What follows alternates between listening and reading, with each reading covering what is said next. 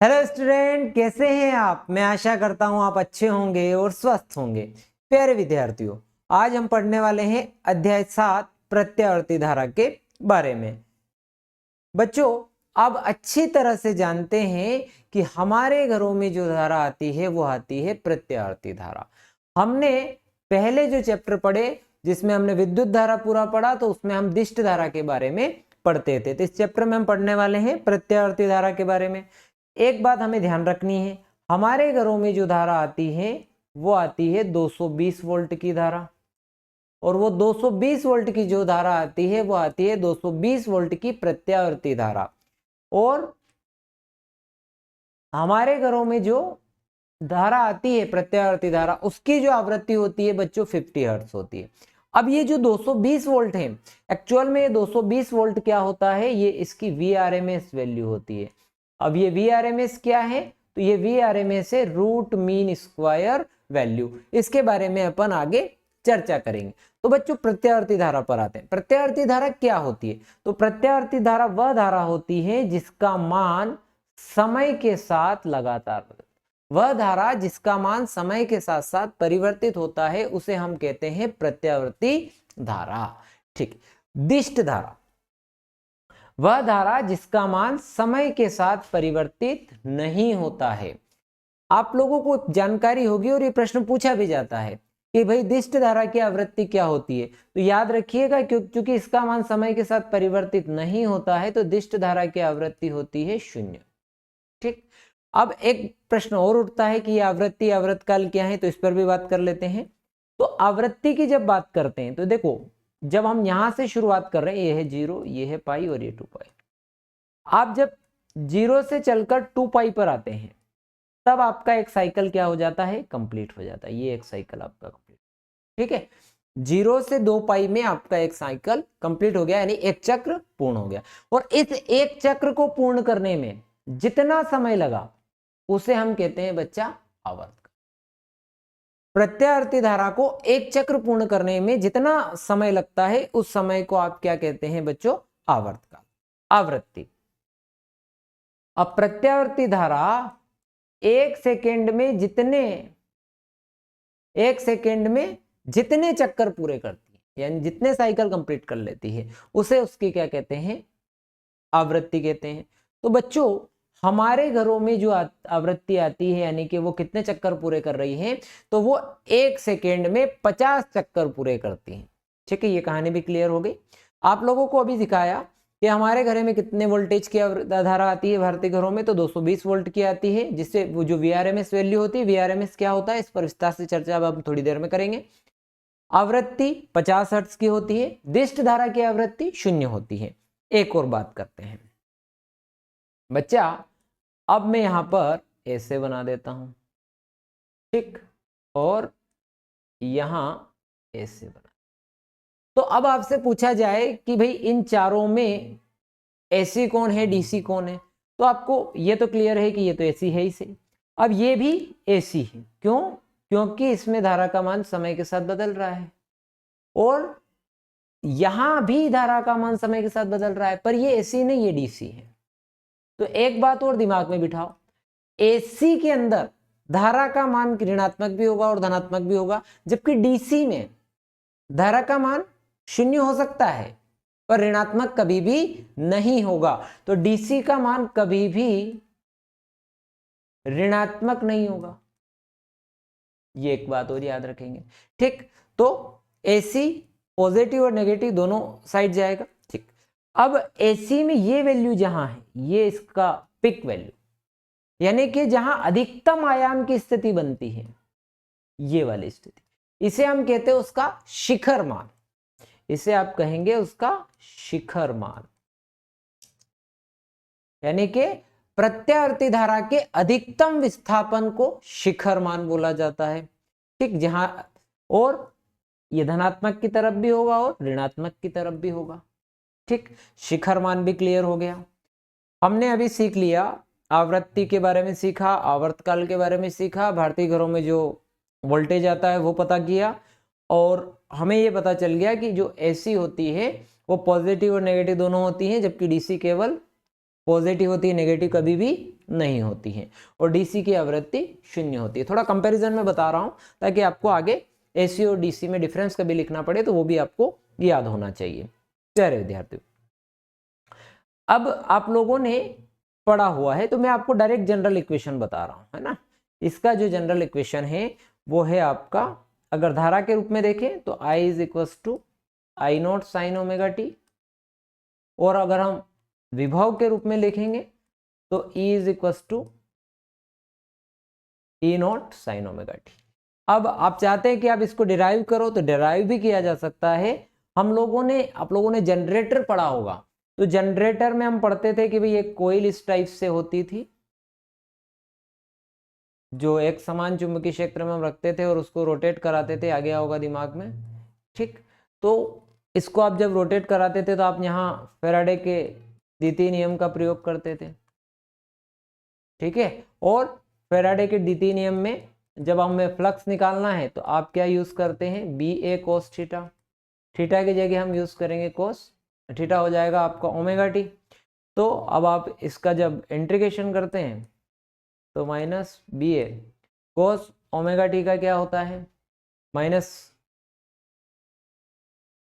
Sign omega T, और omega T का एक बार हो जाएगा अगेन से, तो क्या हो जाएगा बी ए ओमेगा साइन ओमेगा टी। और ये बी ए को अपन क्या ले लेते हैं, यहाँ पर आई नॉट ले लेते हैं, इसकी पिक वैल्यू ले लेते हैं, तो आई इज इक्वल टू हो जाएगा आई नॉट साइन ओमेगा, ठीक है। तो ये हमें पता है। अब हमारे दिमाग में ये सारी चीजें आ गई, ये डिराइव करना आवश्यक नहीं है पर ये मैंने आपको बता दिया। तो हमें यहाँ पर जनरल सामान्य समीकरण जो है, इसका जनरल इक्वेशन जो है अपने को मिल गया। एक जनरल इक्वेशन है I is equal to I not sine omega T और E is equal to E naught sine omega T. ये प्रत्यावर्ती धारा के बारे में सामान्य बातें हमने सीख ली। अब बच्चा, अगर हमें ये जनरल इक्वेशंस पता है और अपन इसको आगे बढ़ाते हैं, तो अब हम चाहते हैं कि प्रत्यावर्ती धारा का हम वर्ग माध्य मूल मान निकालें। और बच्चों, प्रत्यावर्ती धारा जो है ये देखिए कैसे चल रही है, ठीक। अब आपको चाहिए वर्ग माध्य मूल मान, यानी कि देखो सबसे पहली बात तो माध्य की, यानी इसका एवरेज चाहिए। तो हमें निकालना है प्रत्यावर्ती धारा का एवरेज, IAV। हमें सबसे पहले जो निकालना है वो प्रत्यावर्ती धारा का क्या निकालना है, एवरेज, माध्य, माध्य निकालना है। और अगर माध्य निकालेंगे तो क्या हो जाएगा, माध्य I मैं यहां ले रहा हूं D omega T upon T omega. आप लोग को ये पता होना चाहिए कि ये जो एवरेज है, एक एवरेज कैसे निकलता है, तो वास्तविकता में धारा का औसत मान जब आपको निकालना हो तो धारा का औसत मान निकालने का तरीका है आवेश, कुल प्रवाहित आवेश बटे कुल समय। कुल प्रवाहित आवेश को कुल समय से अगर आप भाग लगा दो तो जो निकल के आता है वो क्या होती है, आपकी औसत धारा होती है। तो औसत धारा निकालना हम लोगों को आता है। यहाँ है बच्चा 0, ये पाई और ये 2 पाई। एक साइकिल कंप्लीट करने में जो इसको समय लगता है वो कितना लगता है, 0 से 2 पाई, मतलब ये पूरा साइकिल कितने में, 0 से 2 पाई के बीच में कंप्लीट हो जाएगा। तो हमारे पास लिमिट जो होगी वो 0 से 2 पाई के बीच में। अब क्या चाहिए, वर्ग भी चाहिए। माध्य तो हो गया, इसका वर्ग ये लगा दिया वर्ग, तो ये हो गया वर्ग माध्य। और अब इसके ऊपर आप रूट लगा दोगे तो क्या हो जाएगा, वर्ग माध्य मूल मान, ठीक है। वर्ग करा अभी आपने, इसके ऊपर रूट लगा दोगे तो क्या हो जाएगा, वर्ग माध्य मूल मान। तो प्यारे विद्यार्थियों, जो प्रत्यावर्ती धारा है, प्रत्यावर्ती धारा जो है वो क्या है, I बराबर आई नॉट साइन ओमेगा टी। बच्चों आपने पढ़ा है, बहुत अच्छे से पढ़ा है। तो इस वैल्यू को मैं यहां पुट कर देता हूं, IAV स्क्वायर। अब इसकी जगह आ जाएगा तो क्या हो जाएगा, I not sine square omega T D omega T, D omega T. अब विद्यार्थियों, आप कहां से कहां तक इसका इंटीग्रेट करना है, तो 0 से 2 पाई के बीच। ये एक साइकिल हमारा 0 से 2 पाई के बीच में कंप्लीट होता है, ठीक। अब देखिए आई नॉट यानी कि जो शिखर मान है, जो पिक वैल्यू है, वो तो फिक्स है सब जगह। तो आई नॉट स्क्वायर हमने बाहर निकाल लिया, जो चेंज होगा sine curve, sign square omega T D omega T. अब इस डी ओमेगा टी का इंटीग्रेशन, 1 डी ओमेगा टी का इंटीग्रेशन क्या हो जाएगा, ओमेगा टी। अब ये हो जाएगा 0 to 2 पाई। ठीक, यहां तक का हो गया मामला। अब हमें साइन स्क्वायर ओमेगा टी का इंटीग्रेशन करना है, तो डायरेक्टली तो कर नहीं सकते, तो इसके लिए हम लोगों को एक तरीका आप लोगों को जैसे जो याद ही है, आप लोग अच्छी तरह से जानते हैं कोस 2 थीटा का फॉर्मूला। कोस 2 थीटा का फॉर्मूला होता है 1 - 2 साइन स्क्वायर थीटा। इसको मैं लिख सकता हूं 2 sine square theta 1 - cos 2 theta. ठीक, अब जो साइन स्क्वायर थीटा है is equal to 1 - cos 2 theta by 2। ये हो गया, ये हो गया आप लोगों का साइन स्क्वायर थीटा। अब ये जो साइन स्क्वायर थीटा है इसकी जगह पर हम इसको पुट कर देंगे, तो क्या हो जाएगा अब आपका I A V square 0 to 2 pi sine square theta के प्लेस पर, तो 1 - cos 2 omega T upon 2 D omega T. इसका इंटीग्रेट अपन कर चुके थे, क्या आया था ओमेगा टी 0 to पाई। अब रूल क्या है, upper limit minus lower limit, तो नीचे तो हो जाएगा आपका 2 पाई माइनस 0। यहाँ इंटीग्रेशन करना है तो 1/2, अब 0 to 2 पाई। अब अलग अलग कर लेंगे, 1 का अलग हो जाएगा minus 0 to 2 pi cos 2 omega T D omega T. ठीक है, इसका इंटीग्रेशन कर।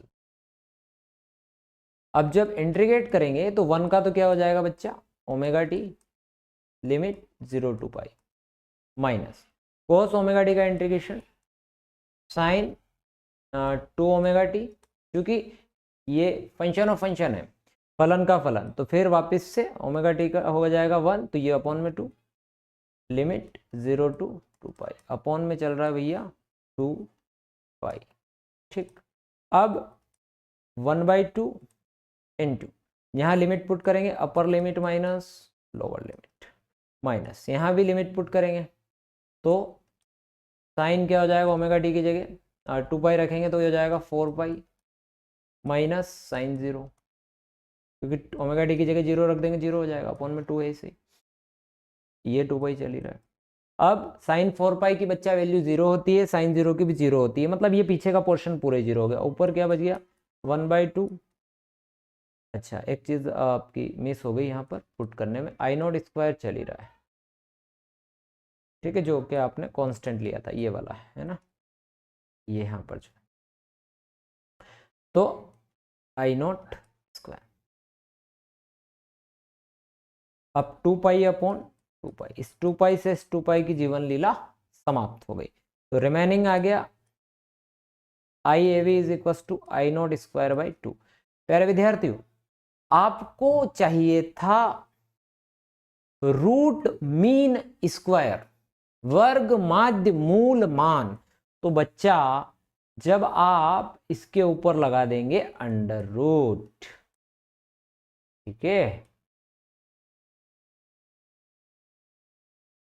तो ये हो गया आई आर एम एस और ये हो गया आई नॉट बाय रूट 2। तो आई आर एम एस बराबर आया बच्चा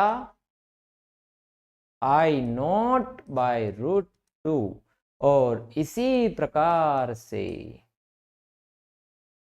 आप वी आर एम एस भी लिख सकते हैं वी नॉट बाय रूट। तो बच्चों याद करो, अभी थोड़ी देर पहले जब शुरू में मैंने जहां से शुरुआत करी थी, मैं क्या बात कर रहा था, जहां शुरुआत करी थी मैं बात कर रहा था कि हमारे घरों में जो धारा आती है वो 220 वोल्ट का वीआरएमएस आता है। तो 220 वोल्ट का वीआरएमएस आता है, इसका ये मीनिंग हुआ कि जो धारा 220 वोल्ट है वो 220 वोल्ट ना होकर 220 वोल्ट से कुछ ज्यादा है, इसकी जगह 220 रख दिया, इसका इंटू इधर करेंगे तो 220√2, और 220 इंटू √2 का मान होता है 1.414। 311 के लगभग होता है। यानी कि इसका जो शिखर मान है, शिखर मान किसको कहते हैं? अधिकतम विस्थापन को, यानी ये वाली। तो ये अधिकतम विस्थापन जो है इसका पॉजिटिव और नेगेटिव दोनों में लगभग कितना है? 311। ठीक, तो ये VRMS वैल्यू है। तो हमारे घरों में जो धारा आती है वो किस रूप में आती है बच्चों? VRMS के फॉर्म में आती है। ये एक चीज समझ आई। अब बेटा हमें ये पता चल गया कि हमारे घरों में जो धारा आती है VRMS में आती है। और अगर मैं DC की बात करता तो DC में 220 का मतलब 220 ही होता, जबकि AC में 220 का मतलब 311 हो रहा है। तो हम ये कह सकते हैं कि जो AC है वो DC से डेंजरस है। AC है ना, खतरनाक है। किससे? DC से। तो AC ज्यादा खतरनाक है DC की तुलना में। पर ये नहीं कह सकते, बहुत सारे क्या समझ लेते हैं कि भाई DC खतरनाक नहीं, DC भी खतरनाक होता है। तो हम ये कहेंगे कि AC DC की तुलना में खतरनाक है। अगर आपको दोनों में अंतर लिखना हो तो क्या लिखोगे, है ना? इस बात पर भी थोड़ी चर्चा हम कर लेते हैं। प्रत्यावर्ती धारा वह धारा जिसमें धारा का मान समय के साथ परिवर्तित होता है। आप प्रत्यावर्ती धारा में ये बात लिखेंगे कि भाई इसका मान समय के साथ बदलता है। इसका मान समय के साथ बदलेगा।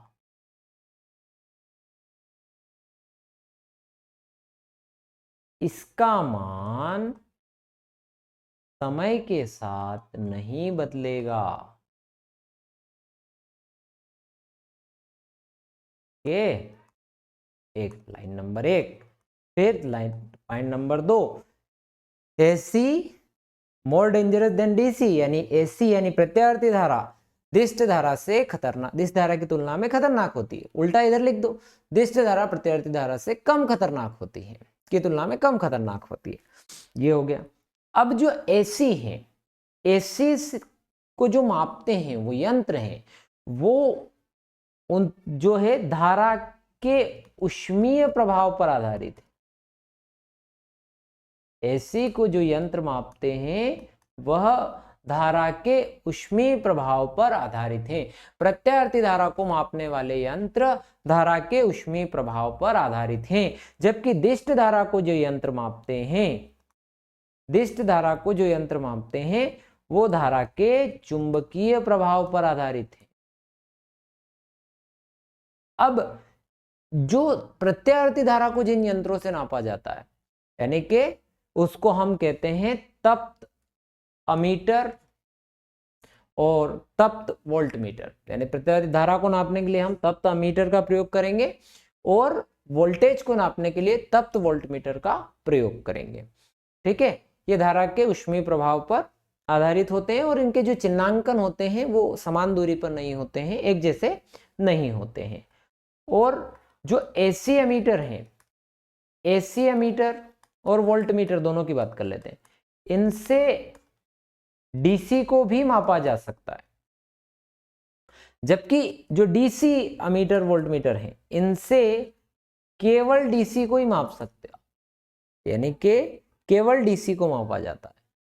जो DC एमीटर हैं या वोल्टमीटर हैं वो केवल क्या करते हैं, तो केवल DC को मापते हैं। ठीक है, जबकि AC वालों से इसको भी माप सकते हैं, इसको भी माप सकते हैं। इसमें केवल ऊष्मीय प्रभाव होता है, इसमें केवल ऊष्मीय प्रभाव होता है।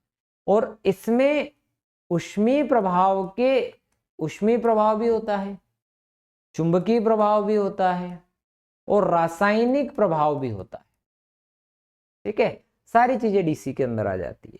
ठीक, ट्रांसफार्मर जो है हम इस चैप्टर में पढ़ेंगे आगे, अभी पढ़ाएंगे आपको। तो ट्रांसफार्मर जो है वो AC में यूज होते हैं, DC में ट्रांसफार्मर यूज नहीं होते हैं। ये अंतर के तौर पर भी मैंने आपको बता दिया, परीक्षा में अंतर भी आ सकता है, क्योंकि हम बोर्ड के लिहाज से ये वीडियो बना रहे हैं। हालांकि यूजफुल तो कंपटीशन वालों के लिए भी है, पर हम बना रहे हैं बोर्ड के लिहाज से। तो ये प्रश्न आपका आ सकता है कि भाई प्रत्यावर्ती धारा और दिष्ट धारा में अंतर बताइए। आगे बढ़ते हैं बच्चा। अब एक नई चीज प्रतिघात प्रतिबाधा क्या है। देखो आपको एक चीज क्लियर कर दूं, हमारी जिंदगी में जो प्रतिरोध आया था वैसे ही ये प्रतिघात और प्रतिबाधा भी है। प्रतिरोध क्या करता था, प्रतिरोध ये करता था कि धारा के मार्ग में रुकावट डालता था, ये भी वही करेंगे।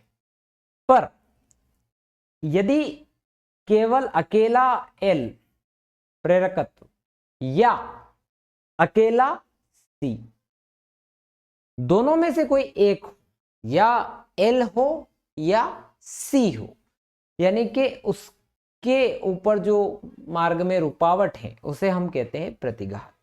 पर यदि दो दो के जोड़े आ जाए, मान लो आर और एल आ जाए, आर और सी आ जाए, एल सी आ जाए, या तीनों ही एक साथ आ जाए, तो ऐसी परिस्थिति में जो धारा के मार्ग में रुकावट है उसके लिए जो शब्द प्रयोग होता है वो होता है प्रतिबाधा। तो ये देखो, प्रत्यावर्ती धारा के परिपथ में केवल प्रेरक कुंडली अथवा केवल संधारित्र के द्वारा प्रत्यावर्ती धारा के मार्ग में उत्पन्न रुकावट को प्रतिघात कहते हैं। इसका मात्रक ओम है। ठीक, प्रतिरोध का जो मात्रक होगा वही इसका मात्रक है। प्रतिबाधा, प्रत्यावर्ती परिपथ में ओमीय प्रतिरोध प्रेरक कुंडली और संधारित्र में से दो या दो से अधिक अवयवों द्वारा डाले गए प्रतिरोधों को प्रतिबाधा कहते हैं। ये सामान्य सी बात समझ में आई होगी कहानी। तो प्रतिघात और प्रतिबाधा आप लोगों को क्लियर हो गई। ठीक, यानी कि केवल एक एक चीज, या एल आए या फिर सी आए, दोनों में से कोई एक आ जाए तो प्रतिघात, और दो दो प्रत्यावर्ती परिपथ में प्रतिरोध प्रेरक कुंडली संधारित्र में से दो एक साथ आ जाए, कोई भी आर एल आ जाए, आर सी आ जाए, एल सी आ जाए, या फिर तीनों ही एक साथ आ जाए, तो फिर उसको जो रुकावट डालते हैं उसके लिए जो शब्द प्रयोग करेंगे हम लोग इस चैप्टर में वो करेंगे प्रतिबाधा। ठीक है, आगे बढ़ाते हैं बेटा। तो अब सबसे महत्वपूर्ण बात पर आ जाते हैं कि जब एक प्रत्यावर्ती धारा परिपथ में केवल विशुद्ध प्रतिरोध हो, केवल प्रतिरोध उसके अंदर हो, विशुद्ध प्रतिरोध हो, ठीक है, तो बात करते हैं कि प्रत्यावर्ती धारा परिपथ में केवल विशुद्ध प्रतिरोध हो, तो हम क्या करते हैं, एक धारा परिपथ बनाते हैं और इसमें ये हमने केवल एक विशुद्ध प्रतिरोध, शुद्ध प्रतिरोध ले लिया। यहां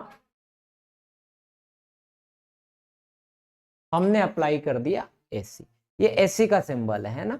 ठीक, अब प्रत्यावर्ती विभवांतर हमने दे दिया V is equal to V not sine omega T. ठीक, ये प्रत्यावर्ती धारा परिपथ हमने तैयार की। बच्चों हमें चाहिए धारा, प्रत्यावर्ती विभव हमारे पास जो है, विभवांतर जो है वो क्या है, V बराबर V not sine omega T. ठीक, अब हमें क्या चाहिए, धारा, प्रत्यावर्ती धारा। जब धारा निकालोगे तो धारा के लिए सूत्र होगा I बराबर V बटे आर। तो V हो गया V not sine omega T by R. तो V नॉट बाई आर जो होगा बच्चा वो हो जाएगा आपका I not sine omega T, ये I हो गया। तो I बराबर I not sine omega T. बच्चे इसको दे दे एक समीकरण और इसको दे दे दो समीकरण। दोनों समीकरणों को ध्यान से देखो, दोनों में यहां जो कलांतर है उतना ही कलांतर दूसरी में भी है। तो समीकरण 1 व 2 से हमें एक चीज पता चली कि धारा व विभवांतर समान कला में हैं। ठीक है, तो कैसे हैं देखते हैं। ये ऐसे है। अब आप देखें यहां पर, ये इसका जो आरेख है इसको हम कहते हैं फेजर आरेख। तो धारा, ये देखो बच्चों, धारा और विभवांतर, विभवांतर मान लो कितना ओमेगा टी बना रहा था एंगल, तो धारा भी यही इसी एंगल पर, और दोनों एक ही दिशा में जा रहे हैं, तो धारा और विभवांतर समान कला में होते हैं। तो आप ये देखें यहाँ पर कि जैसे ये जो ऊपर बना रखी है एक डार्क लाइन है ना, तो ये जो डार्क लाइन है ये आपकी विभवांतर को दर्शा रही है, और एक डॉटेड लाइन है और यहाँ पर जो बता रहे हैं, जो क्या को बता रही है, आपकी धारा को। तो देखो दोनों का जो पिक है वो एक साथ आया है, ठीक, दोनों का जो पिक है वो एक साथ आया है, दोनों शून्य पर एक साथ आए हैं। इधर देखो नेगेटिव में भी दोनों का पिक एक साथ आया है, शून्य पर एक साथ आए, मतलब कि धारा विभवांतर के साथ क्या होती है प्यारे विद्यार्थियों, समान कला में होती है। ठीक है, आगे बढ़ाते हैं बेटा। तो हमें यहाँ ये प्रश्न आ सकता है भाई कि जो विशुद्ध एक प्रत्यावर्ती धारा परिपथ में विशुद्ध प्रतिरोध के लिए आप ये बताइए, तो वहां धारा और विभवांतर हमारे पास समान कलान में होता है। हल करने का बहुत अच्छा तरीका, विभवांतर ले लो, धारा I बराबर V/R कर देंगे। अब प्रत्यावर्ती धारा परिपथ में शुद्ध प्रेरकत्व लेना है, ठीक। तो देखो बच्चों, हम इसमें शुद्ध प्रेरकत्व लेंगे, यानी कि केवल और केवल ये ले लिया,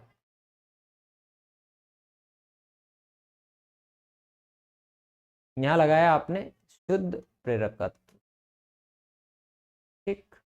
V बराबर V0 साइन ओमेगा टी, ठीक। अब बात वही, शुरुआत वैसे ही करेंगे, प्रत्यावर्ती विभवांतर, तो V बराबर V0 साइन ओमेगा टी, ये तो वही। अब हमें चाहिए क्या, हमको चाहिए धारा, और कब, जब हमारे पास क्या दिया हुआ है, प्रेरकत्व। हाँ, तो आप लोगों को मैं थोड़ा सा पीछे आप लोगों को ले जा चलता हूं। हम लोगों ने फाई बराबर LI पढ़ा हुआ है, और E is equals to minus LdI/dt पढ़ा हुआ है ना। फैराडे का नियम लगा दें तो E बराबर माइनस LdI/dt आपने पढ़ रखा है। अब आप देखें कि अगर हमें इस परिपथ में किरचॉफ का नियम हम लोग लगा दें, इस परिपथ में हम लगा दें किरचॉफ का नियम, तो किरचॉफ का नियम जब आप इस परिपथ में लगाते हैं, तो जो कुल विभवांतर है किरचॉफ के द्वितीय नियम से, किरचॉफ के नियम से,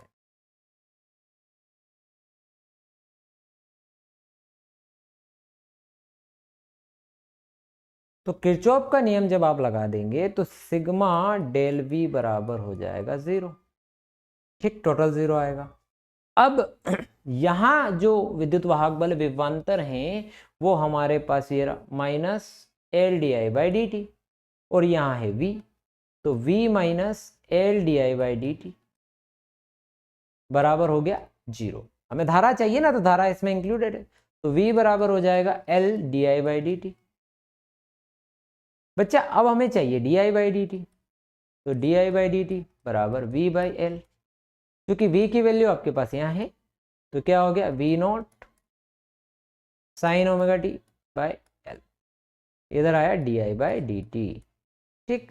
पर ये समय के साथ परिवर्तन के रूप में है, हमको इसको पूरा चाहिए, तो एक काम करते हैं, जो DI/dt है को हम करते हैं कि DI बराबर, ठीक है, ये था V0/L साइन ओमेगा टी, और इधर से अपन ने कर दिया dt, ठीक। ये वाली स्टेप क्लियर हो गई, इसमें अब इसका इंटू उधर कर दिया। अब बच्चे इसका कर देते हैं हम लोग इंटीग्रेशन, इसका कर दिया आप लोगों ने समाकलन, डी का दाई हो गया V0/L sign omega T dt। बच्चे जो साइन ओमेगा टी है, साइन ओमेगा टी का इंटीग्रेशन क्या होता है बोलो, साइन ओमेगा टी का इंटीग्रेशन होता हो minus cos omega T, omega T का बोलो तो फंक्शन ऑफ फंक्शन से ओमेगा, तो क्या हो गया माइनस V0/L कोस ओमेगा डी। अब जो हमारा पहला समीकरण है वो साइन ओमेगा टी है, तो इसको भी साइन के फॉर्म में लाना पड़ेगा। लाते हैं भैया। तो अब देखो, अब इसमें क्या करना पड़ेगा कि हमारे पास जो पहला समीकरण है वो मैं यहां लिख रहा हूं, थोड़ा सा आप लोगों को क्लियर होना चाहिए। पहला समीकरण जो है वोल्टेज है V बराबर V not sine omega T, तो वोल्टेज है और हमें यहां धारा बनानी है।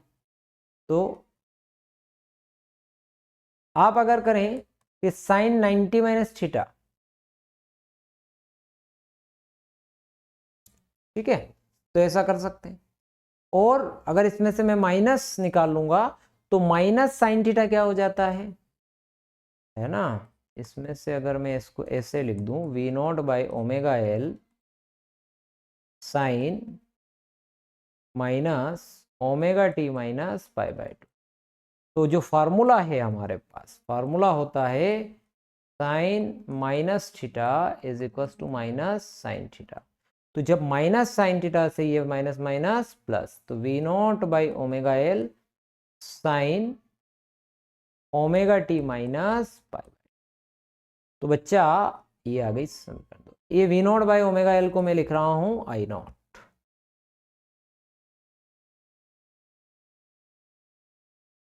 इसको दे दो समीकरण नंबर 2। तो जब आपने समीकरण 1 मैंने यहाँ स्पेशल इसलिए लिख दी कि बार बार पीछे कौन जाएगा, तो V बराबर V not sine omega T है और समीकरण 2 I बराबर I not sine omega T minus pi by 2 है। तो ये V आगे हैं, इसमें वोल्टेज आगे हैं और धारा पीछे हैं। तो हमें यहाँ एक बात सीखने को मिली कि इसमें हमारे पास समीकरण 1 व 2 से हमें कुछ चीजें मालूम पड़ी। क्या मालूम पड़ा कि विभवांतर धारा से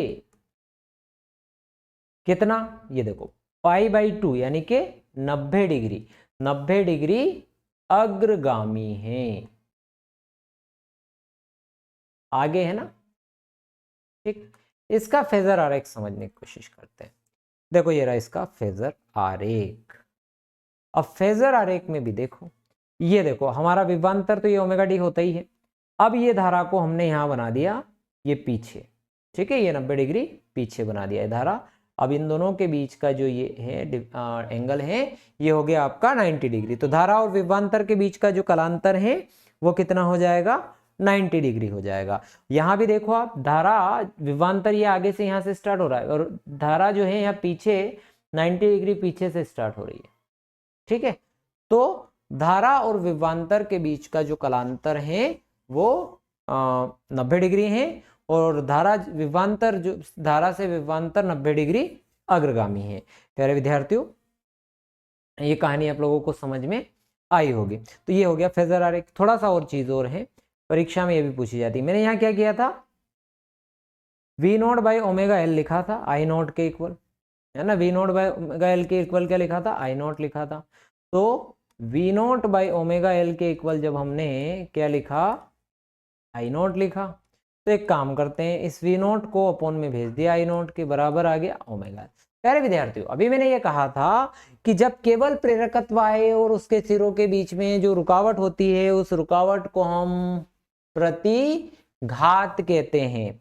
तो बच्चा यहाँ V not by I not, V बटा आई प्रतिरोध होता है, इसी प्रकार से यहाँ क्या हो जाएगा, इसको हम कहेंगे प्रतिघात। तो परीक्षा में क्या भी पूछी जा सकती है आपसे, प्रतिघात भी परीक्षा में पूछी जाती है। तो ये होती है एक्सएल बराबर ओमेगा एल, ठीक है। ओमेगा बराबर 2 पाई एफ होता है, तो एक्सएल बराबर 2 पाई एफ एल भी लिखा जा सकता है, ठीक। ये समझ में आया होगा आपको। चल आगे बढ़ते हैं बेटा। एक प्रत्यावर्ती धारा परिपथ में केवल संधारित्र हो, तो प्यारे विद्यार्थियों इसमें हम केवल संधारित्र लगा देते हैं प्रत्यावर्ती धारा परिपथ में। अभी अपन ने प्रेरकत्व देख लिया, प्रतिरोध देख लिया, अब हम लगा रहे हैं संधारित्र। देखो ये सभी जो डेरिवेशन में करवा रहा हूं ये बहुत ज्यादा इंपॉर्टेंट है, एग्जाम की दृष्टि से आएंगे। तो यहां लगाएंगे संधारित्र, ठीक है, यहां लगा दिया आपने संधारित्र, इसके साथ एसी, ये हो गया V not sine omega T, ठीक, यहां हो गया संधारित्र सी। प्यारे विद्यार्थियों, जो प्रत्यावर्ती विभवांतर V बराबर V not sine omega T, ठीक। अब हमें धारा के लिए बात करनी है, प्रत्यावर्ती धारा चाहिए, और जब हमें धारा चाहिए तो धारा का जो सूत्र होता है I बराबर डी क्यू बटा डी टी होता है, और Q बराबर होता है CV, तो d by D T, Q की जगह हमने लिख दिया CV, और V जो है हमारा V not sine omega T है, तो CV नॉट हो गया नियतांक, d by D T sine omega T. अब बच्चों साइन ओमेगा डी का जो अवकलन है वो होता है कोस ओमेगा टी, तो CV not cos omega T. But यहाँ जो ये ओमेगा टी है इसमें फलन के फलन होने के कारण इसका दोबारा से अवकलन हो जाएगा, और टी का एक हो गया, ओमेगा नियतांक हो गया। तो बच्चा हमारे पास आया I बराबर CV not omega cos omega T, और ये जो आया I बराबर CV नॉट ओमेगा टी, इसको मैंने मान लिया I नॉट, अब ये हो गया कोस ओमेगा टी। हमारा जो समीकरण है वो साइन के फॉर्म में है और दूसरा समीकरण कोस के फॉर्म में, इसको भी साइन के फॉर्म में ले आते हैं, तो I not sine omega T plus pi by two, या pi by two plus omega T, कोई दिक्कत नहीं। तो ये जो विद्यार्थियों ये जो साइन ओमेगा टी है प्लस पाई बाय टू, ये 90 डिग्री अग्रगामी हो गया, देखो आप ये 90 डिग्री आगे हो गया। तो धारा 1 व 2 से, समीकरण 1 व 2 से धारा विभवांतर से 90 डिग्री अग्रगामी है। अब धारा अग्रगामी है, पहले कौन आगे था, तो पहले प्रेरकत्व में विभवांतर आगे था धारा से, यहां पर धारा आगे हो गई है, कलांतर कितना हो गया 90 डिग्री। इसका भी अपन फेजर आरेख देखते हैं, तो फेजर आरेख देखते हैं तो देखेंगे ये रहा इनका फेजर आरेख।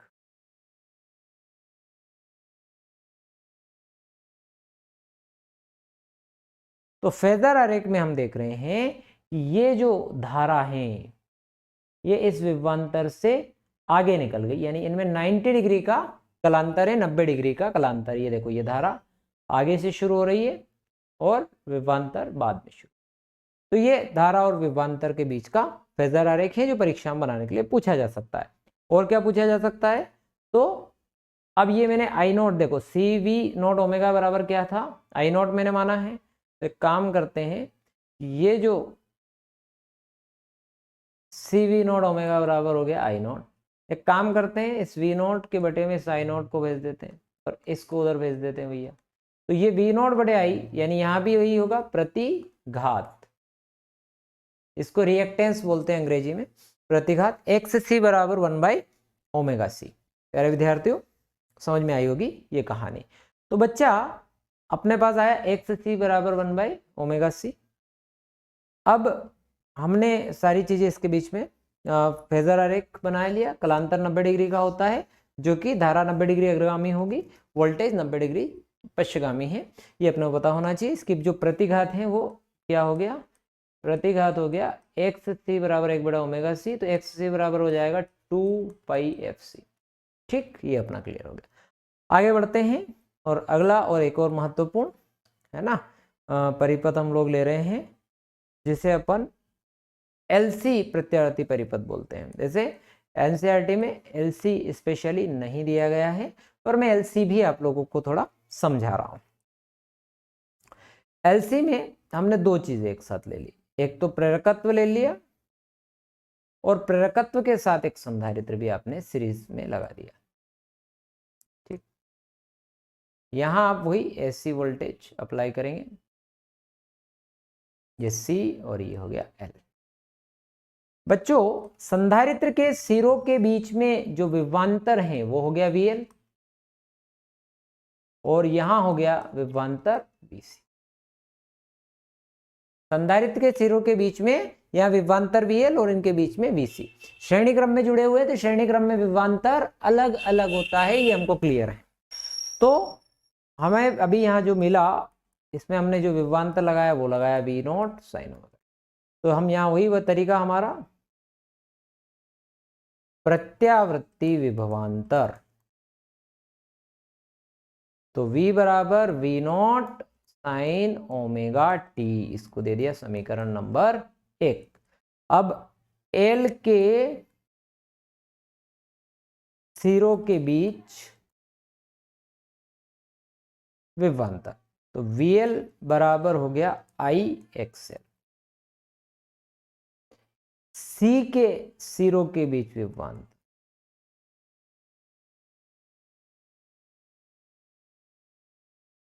तो VC बराबर हो गया IXC।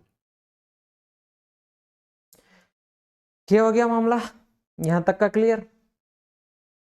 अब हमें फेजर आरेख से थोड़ा सा जो हमने पुराना ज्ञान अर्जित किया उसको तो दोहरा देते हैं। मैंने अभी आपसे क्या कहा था कि जो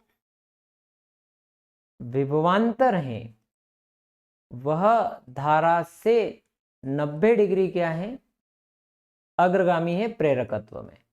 और जब हमने बात करी संधारित्र में तो विभवांतर धारा आगे निकल गई किससे, वोल्टेज से, 90 डिग्री धारा अग्रगामी हो गई।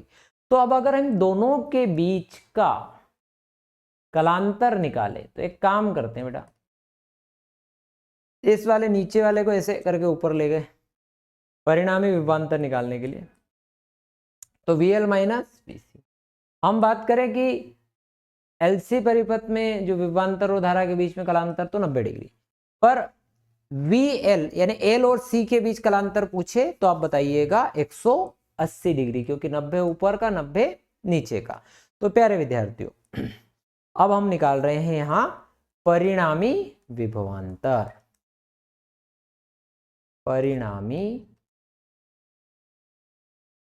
विभवांतर, तो परिणामी विभवांतर होगा बेटा क्या, VL माइनस VC, और VL अर्थात IXL, VC अर्थात IXC, I common XL minus XC आया समझ में। तो XL की जगह हो जाएगा ओमेगा L, XC की जगह हो जाएगा 1/ओमेगा C, ये हमने पढ़ा। ये हो गया परिणामी विभवांतर। जब हमारे पास दो चीजें आ जाएं, L आ जाए, L और C आ जाए, RL आ जाए, RC आ जाए, LCR, दो या दो से अधिक चीजें आ जाती तो हम शब्द प्रयोग करते हैं प्रतिबाधा। तो अगर आपको प्रतिबाधा निकालनी हो तो V बटा क्या कर दो I, तो V बटा I हो गया ओमेगा L माइनस 1/ओमेगा C। ठीक है, तो ये आ गया, प्रतिबाधा भी आ गई, कलांतर आ गया। ठीक है, फेजर आरेख ये वाला बना ही देंगे आप लोग।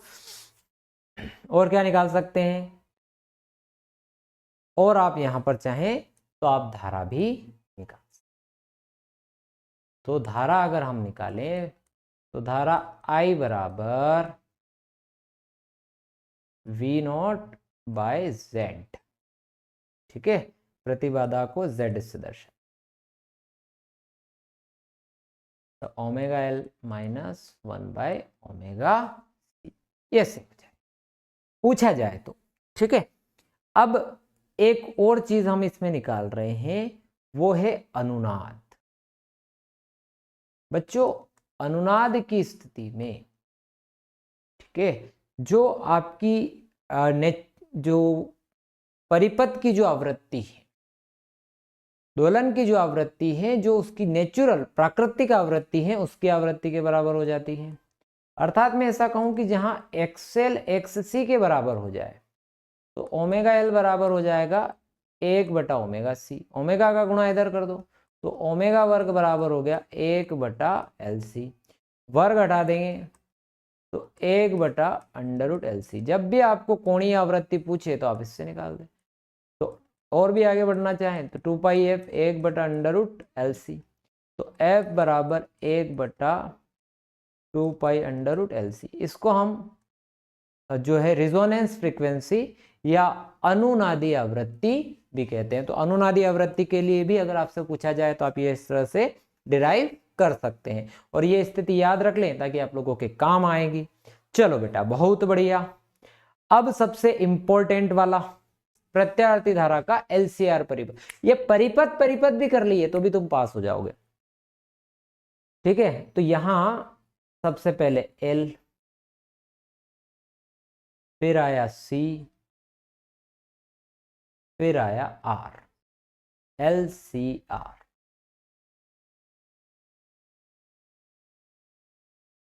ठीक, यहां आ गया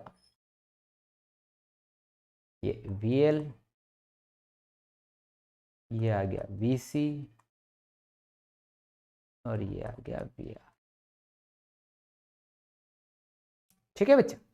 तो जो VL है, VL बराबर, अगर हम यहां पर भी वही वाली कहानी दोहराएं कि प्रत्यावर्ती विभवांतर, तो V बराबर V0 sin omega t, equation first. यहां लिखेंगे कि L के सिरों के बीच विभवांतर, तो VL बराबर IXL, C के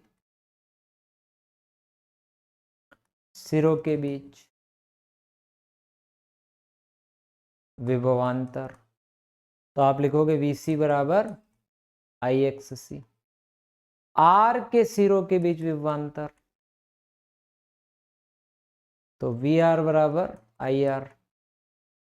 अब ये हो गया VL हो गया, VC हो गया, VR हो गया। अब बेटा हमें चाहिए परिणामी विभवांतर। उसी कहानी से हम सब कुछ ले आएंगे जो पहले वाली है, हमारी जो पुरानी कहानी है ये वाले। या हमने धारा VL और C के बीच में, देखो VL माइनस VC और इसके I के बीच में विभवांतर निकाल रखा है, पर यहां एक नई चीज आई है, वो है प्रतिरोध। और प्रतिरोध में धारा और विभवांतर के बीच का जो कलांतर है, धारा और विभवांतर के बीच का कलांतर होता है एक जैसा, समान कलांतर। जबकि LC में हमने जब पढ़ा तो हम क्या लिख रहे हैं, VL माइनस VC I के साथ। तो I की जगह हम VR लिख सकते हैं क्योंकि ये समान कलाम है। अब हमें चाहिए इनका परिणामी विभवांतर, जो इनके कटान बिंदु से होकर अपन ने निकाल दिया, और यहां ले लो बेटा इसका फाई। ठीक, अब बेटा हमारे पास परिणामी विभवांतर चाहिए, तो जब इस तरह की स्थिति बनती है तो वही under root A square plus B square plus 2ab cos theta, theta 90 degree होने की वजह से कोस 90 0। तो फॉर्मूला क्या हो जाएगा परिणामी विभवांतर के लिए, under root A square plus B square. Vector पूरी तरह पढ़े हुए हैं आप लोगों ने। तो परिणामी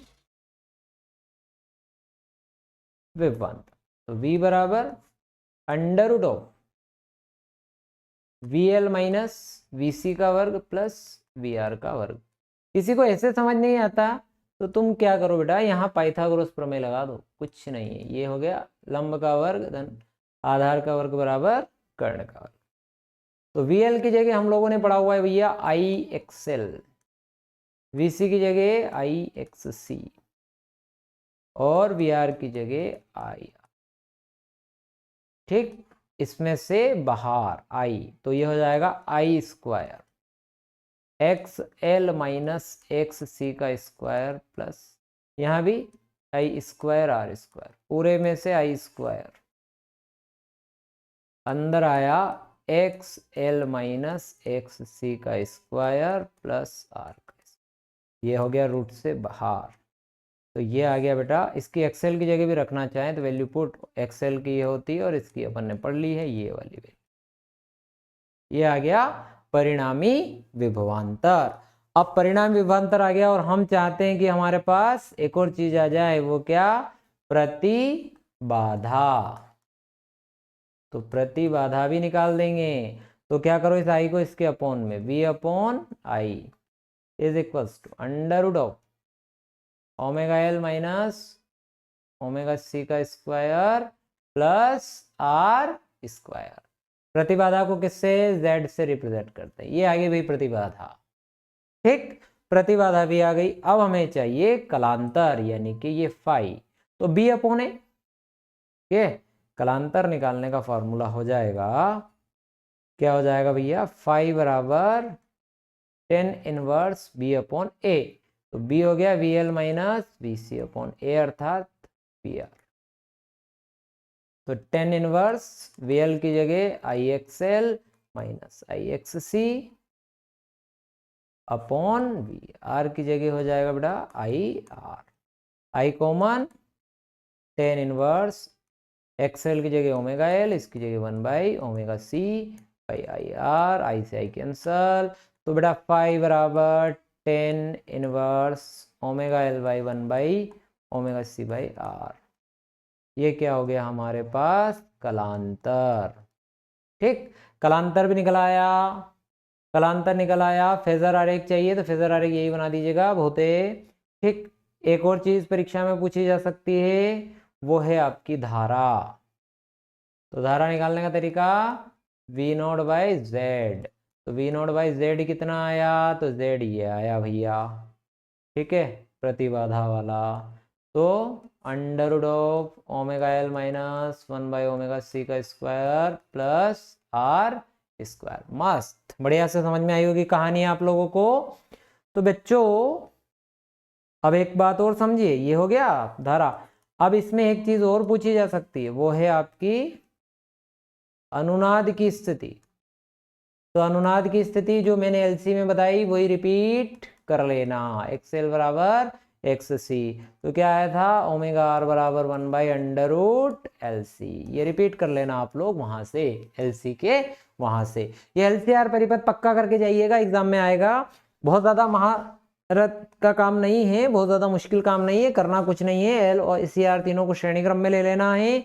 यहाँ प्रत्यावर्ती विभवांतर V बराबर V not sine omega D apply करना, क्योंकि श्रेणी क्रम में है, प्रत्येक सिरों पर लगाया गया विभवांतर अलग अलग होगा। VL बराबर इधर VC इधर VR हो जाएगा। इन सब के विभवांतर ले लिए, परिणामी विभवांतर निकालना तो अपने क्या करा, इन दोनों का बीच का A square plus B square करके निकाल लिया, माइनस कर लिया। ये हो गया स्थिति, omega L minus 1 by omega C हो गई। Z प्रतिबाधा निकाल लिया, वैल्यू पुट कर ली। अब बेटा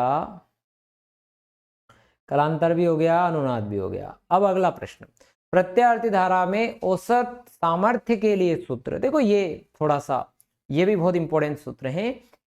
धारा में औसत सामर्थ्य यानी शक्ति के लिए। अब शक्ति के लिए एक्चुअल में जो सूत्र हम प्रयोग करते हैं वो करते हैं P बराबर VI। कैसे आया था याद कर लो, P बराबर W बाई टी, ये तो सभी ने पढ़ा। और W बराबर वी क्यू, ये भी पढ़ा हुआ है। Q बाई डी क्या होता है, I होता है। तो P बराबर VI, ये सबने पढ़ा हुआ है। और चूंकि हमारे पास प्रत्यावर्ती विभवांतर V बराबर V not sine omega D, धारा I बराबर I not sine omega D plus 5।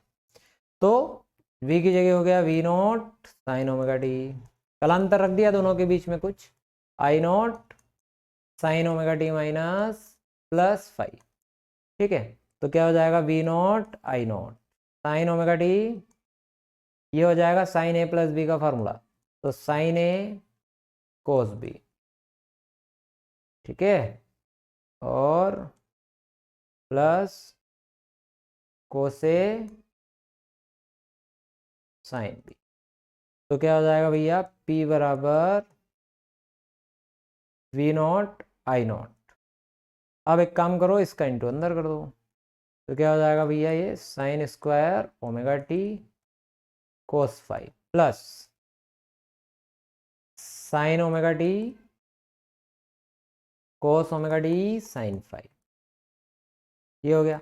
अब जो साइन स्क्वायर ओमेगा टी है ना, तो ये V नॉट I नॉट, ये हो गया sign square omega T cos 5। एक काम और करो, यहाँ 2 से डिवाइड 2 से मल्टीप्लाई कर लो, cos omega T into sine phi. ये क्या हो जाएगा, साइन 2 थीटा का फॉर्मूला हो जाएगा। तो क्या हो जाएगा भैया, P बराबर V not sine not sine square omega T cos phi plus 1/2 sine 2 theta. ये देखो साइन 2 थीटा का फॉर्मूला बन गया इनटू साइन फाई। जब आप एक औसत चक्र की बात करेंगे, धारा का औसत मान, तो जब हम औसत शक्ति की बात कर रहे हैं, तो जब आप औसत शक्ति की बात करते हैं तो उस कंडीशन में जो आपका साइन स्क्वायर ओमेगा टी है वो हो जाएगा आपका 1/2, और जो साइन 2 ओमेगा टी है आप इसका इंटीग्रेट करके निकालेंगे तो ये हो जाएगा 0। कर लेना, 0 से 2 पाई के बीच करके देखोगे यही आएगा। तो पी ए वी बराबर क्या हो जाएगा, वी नॉट आई नॉट। इसकी जगह मैं लिख रहा हूँ 1/2 cos फाई। इसको मैं दो भागों में डिवाइड कर दूं, V not by root two into I not by root two, ये दो भाग हो गए। तो V not by root two और I not by root two, इसको हम लिखते हैं V R M S I R M S cos phi. और ये जो कोस फाई है बच्चों, इसको कहते हैं शक्ति गुणांक। इस कोस फाई को बोलते हैं शक्ति गुणांक। ये क्या था, एक चीज और समझ लो इसमें कि एक स्थिति, एक सिचुएशन होती है कि जब केवल हम प्रेरकत्व की बात करें या फिर केवल प्रतिरोध की बात करें तो कालांतर जो होता है वो 90 डिग्री का होता है। और कालांतर जब 90 डिग्री का हो गया तो कोस 90 का मान जो होता है 0 होता है, यानी कि जो औसत शक्ति व्यय है वो 0 हो जाता है। और जहां औसत शक्ति व्यय 0 हो गया उस धारा को हम कहते हैं वाटहीन धारा। तो याद रखिएगा वाटहीन धारा क्या है, इस बारे में भी अपन ने देख लिया। ठीक, क्योंकि मैं बोर्ड के लिहाज से बहुत कम चीजें आपको एक्सप्लेन कर रहा हूँ, क्योंकि मुझे बहुत ज्यादा अंदर घुसना नहीं है, आप लोगों को ऊपर ऊपर से सारी बातें बता रहा हूँ। तो आगे बढ़ते हैं। अब सबसे महत्वपूर्ण टॉपिक है ट्रांसफार्मर। बच्चों मैं ट्रांसफार्मर को थोड़ा सा, जैसे दिखता कैसा है पहले तो डायग्राम ले लेते हैं। ये डायग्राम है, इस पर आएंगे डायग्राम पर भी। तो पहले थोड़ी कहानी के थ्रू चलते हैं, है ना। अब इसको ऐसे समझो, जो शक्ति है, मान लो कि जो पावर जनरेटिंग स्टेशन है वहां पर 22,000 वोल्ट की शक्ति पैदा हो रही है। ठीक, इस कहानी से आप सहमत हो गए। जहां पावर जनरेटिंग स्टेशन है वहां पर 22,000 वोल्ट की शक्ति पैदा हो रही है, और उस शक्ति को आपको आपके नगर में, गांव में लेकर आना है। अब शहर तक जब बिजली लेकर आनी है तो सूत्र हो गया P बराबर वी आई। तो I बराबर हो गया P बटा P। अब हमें 22,000 वोल्ट का हम उत्पादन कर रहे हैं, वोल्ट का।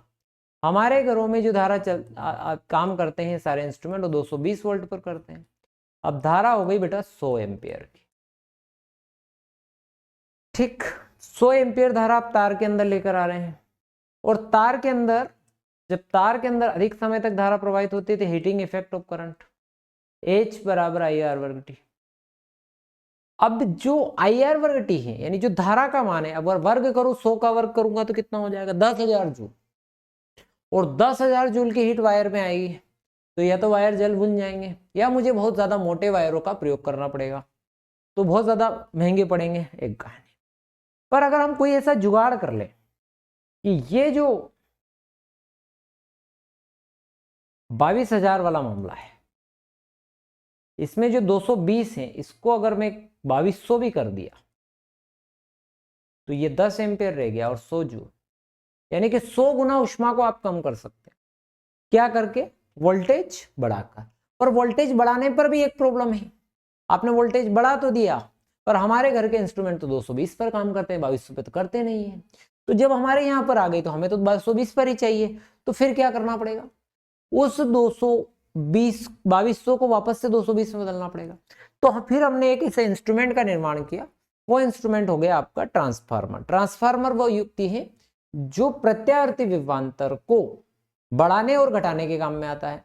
प्रत्यावर्ती विभवांतर को बढ़ाता है और प्रत्यावर्ती विभवांतर को घटाता है, और विभवांतर बढ़ेगा तो धारा कम, यानी कि धारा की प्रबलता को कम करना और बढ़ाने के काम आता है। तो ट्रांसफार्मर वह युक्ति है जो प्रत्यावर्ती विभवांतर को बढ़ाने और घटाने के लिए प्रयोग की जाती हैं। दो प्रकार की हो सकती हैं, उच्चाई ट्रांसफार्मर और अपचाई ट्रांसफार्मर। उच्चाई ट्रांसफार्मर वो ट्रांसफार्मर जहां पर हम लोग शुरुआत में, ये जो कहानी मैंने शुरू करी थी, कि वहां पर हम बढ़ाएंगे 220 से मान लो 2200 कर रहे हैं उदाहरण के लिए, तो जब आप बढ़ा रहे हैं तो उसको कहते हैं उच्चाई ट्रांसफार्मर। जहां वोल्टेज को घटाएंगे यानी 2200 से वापस कहां लाएंगे 220 में, तो उसको कहते हैं अपचाई ट्रांसफार्मर। ये दोनों ट्रांसफार्मर आपको यहां दिखाई दे रहे हैं। हमने एक सिंबॉलिक ट्रांसफार्मर यहां बनाए हुए हैं। जो बच्चों ट्रांसफार्मर होता है, ट्रांसफार्मर अन्योन्य प्रेरण के सिद्धांत पर आधारित है। ट्रांसफार्मर अन्योन्य प्रेरण के सिद्धांत पर आधारित है। अन्योन्य प्रेरण का सिद्धांत यानी एक कुंडली में आप धारा के मान में परिवर्तन करेंगे तो दूसरी कुंडली में धारा प्रेरित हो जाती है। इस घटना को कहते हैं अन्योन्य प्रेरण। ठीक है, तो ट्रांसफार्मर का जो सिद्धांत है वो क्लियर होना चाहिए कि ट्रांसफार्मर किस सिद्धांत पर काम करता है। तो ट्रांसफार्मर अन्योन्य प्रेरण के सिद्धांत पर कार्य करता है। ठीक, ये कहानी होगी। अब हमें इसके परिणमन अनुपात का सूत्र हम निकालते हैं। देखो, अगर प्राथमिक कुंडली में अगर हम कोई परिवर्तन करें, प्राथमिक कुंडली का है ना विद्युत वाहक बल, उसकी बात कर रहे हैं किसकी सहायता से, फैराडे के नियम से। तो ई पी बराबर minus D five by D T. ठीक है, अब द्वितीय कुंडली के लिए बात कर लें।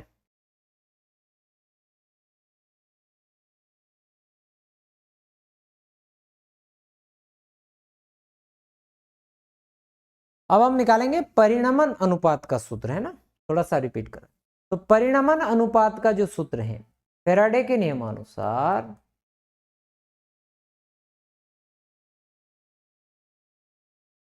पहली बात कि जो प्राथमिक कुंडली है उसमें अगर विद्युत वाहक बल की बात करें तो उसमें फेरों की संख्या एनपी, तो D five S by D T. इसी टाइप से जब हम द्वितीय कुंडली में बात करेंगे तो वहां हो जाएगा S D five by D T. ठीक है, तो इसको इस इक्वेशन को एक इक्वेशन को दूसरी इक्वेशन से डिवाइड कर देते हैं। तो एक काम करें, सेकेंड डिवाइडेड बाई हम फर्स्ट कर देते हैं, दूसरी को पहली से भाग लगा दिए, तो ई एस बटा हो गया बेटा ई पी, तो minus N S D five, ठीक है, D five by D T. इसको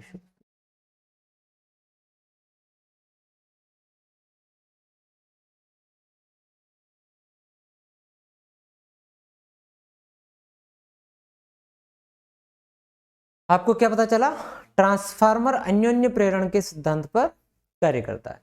तो इसके अनुसार जो हो गया, प्राथमिक कुंडली की बात करें फैराडे के नियम से, फैराडे के नियम से अगर हम देखें तो फैराडे के नियम के अनुसार प्राथमिक कुंडली में, फैराडे के नियमानुसार, तो फैराडे के नियम से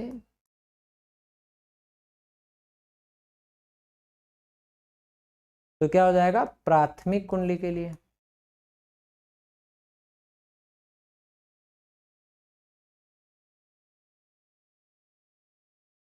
तो प्राथमिक कुंडली के लिए जब बात करेंगे तो ईपी बराबर हो गया माइनस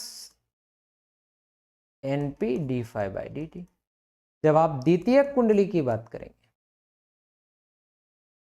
द्वितीय कुंडली के लिए जब बात करोगे तो ई एस बराबर minus N S D five by D T. ये है आपकी एक इक्वेशन और ये है आपकी दो इक्वेशन। तो दो डिवाइडेड बाई क्या कर दोगे, एक कर दोगे, तो ई एस बटा हो जाएगा आपका ई पी, तो minus N S D five by D T minus N P D five by D T. इससे इसको कैंसल, इसको कैंसल, तो क्या प्राप्त हुआ, E S by E P बराबर N S by N P. इसको हमने दे दिया 3 से। अब जब आप आदर्श ट्रांसफार्मर की बात करेंगे तो वो जितना इनपुट होगा उतना ही आपको क्या मिलेगा, आउटपुट मिलेगा। तो आदर्श ट्रांसफार्मर के लिए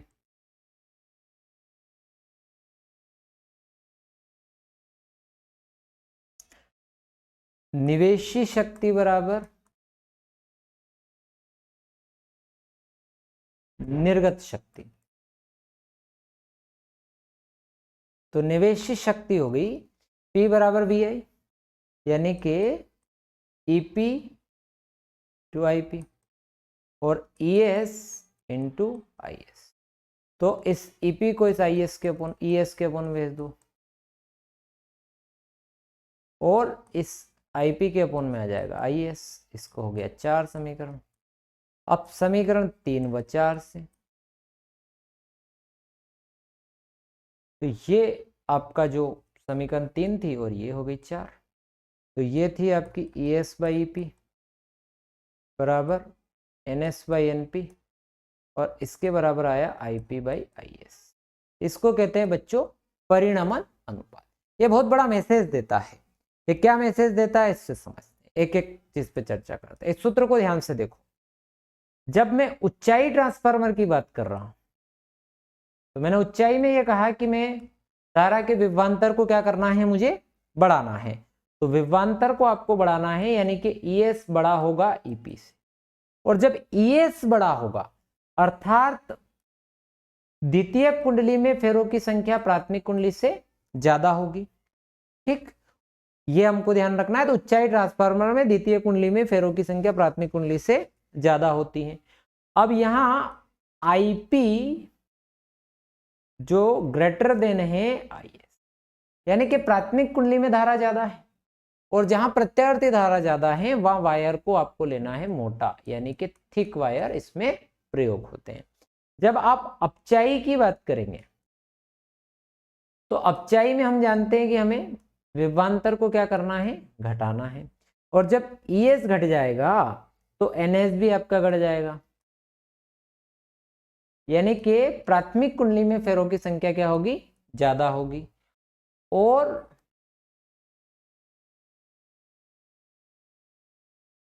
अब आपका प्राथमिक कुंडली में धारा कम है और प्राथमिक कुंडली का धारा कम है। जब प्राथमिक कुंडली में आपकी धारा कम हो गई और द्वितीय कुंडली में धारा ज्यादा हो गई तो द्वितीय कुंडली का तार क्या लिया जाएगा, मोटा लिया जाएगा। तो एक अंतर आता है कि ऊंचाई और अपचाई ट्रांसफार्मर में अंतर। तो ऊंचाई ट्रांसफार्मर वे होते हैं जो धारा के विभवांतर को बढ़ाते हैं, अपचाई ट्रांसफार्मर वे होते हैं जो धारा के विभवांतर को घटाते हैं। ऊंचाई ट्रांसफार्मर में फेरों की संख्या प्राथमिक कुंडली से अधिक होती है, अपचाई ट्रांसफार्मर में फेरों की संख्या प्राथमिक कुंडली से कम होती है। ये अपने को याद रखना है। परिणमन अनुपात जो आदर्श ट्रांसफार्मर है उसके लिए 1 होता है। ठीक है, तो ऊंचाई ट्रांसफार्मर की बात करें तो परिणमन अनुपात 1 से अधिक ही आएगा, अपचाई ट्रांसफार्मर में 1 से कम। ठीक है, ट्रांसफार्मर से किस सिद्धांत पर कार्य करता है, तो अन्योन्य प्रेरण के सिद्धांत पर कार्य करता है और दूर स्थान पर ऊर्जा पहुंचाने में इसका उपयोग किस प्रकार करते हैं। तो ये जिस शुरुआत जहां से मैंने करी थी P बराबर VI से, कि हमारे यहाँ जो पावर जनरेटिंग स्टेशन है वहां पर माना कि लगभग 22,000 वोल्ट की ऊर्जा उत्पादन होता है। उसको यदि हम धारा के रूप में बदलें और हमारे घरों में जो वोल्टेज आता है 220 तो वो लगभग 100 एम्पियर के आसपास है। इस परिस्थिति में ऊष्मा हानि अधिक होगी और ऊष्मा अधिक उत्पन्न होगी, जिसके कारण क्या होगा, वायर आपके जल सकते हैं या फिर आपको मोटे वायर का प्रयोग करना पड़ेगा जो कि महंगे होंगे। तो इसीलिए एक स्थान से दूसरे स्थान तक जब आपको ऊर्जा को पहुंचाना है, यानी कि तो उसके लिए आपको जहां पावर जनरेटिंग स्टेशन है वहां पर आपको ऊंचाई ट्रांसफार्मर का प्रयोग करना पड़ेगा जो कि वोल्टेज को बढ़ा देगा। और जहां जो आपका डिस्ट्रीब्यूशन वाला है वो आपको वहां पर क्या करना पड़ेगा, फिर वो एक अपचाई ट्रांसफार्मर का प्रयोग करके वोल्टेज को थोड़ा घटाएंगे और फिर एक और जो ट्रांसफार्मर आपके मोहल्ले में लगा होता है वहां आकर उसको फिर अपचाई करेंगे, यानी कि उसको लगभग 220 वोल्ट पर आप लेकर आ जाते हैं। इस तरह से ऊर्जा को एक स्थान से दूसरे स्थान तक पहुंचाने का कार्य किया जाता है। तो प्यारे विद्यार्थियों, आपको वीडियो पसंद आया होगा। मैंने कोशिश करी है कि एक वीडियो में सब कुछ आ जाए। तो तो मैंने कुछ चीज़ें शॉर्ट में भी करवाई है आपको। तो वीडियो अगर अच्छा लगा हो तो चैनल को सब्सक्राइब कर लीजिएगा और अपने दोस्तों के साथ शेयर करना मत भूलना। थैंक यू वेरी मच, मिलते हैं नेक्स्ट वीडियो।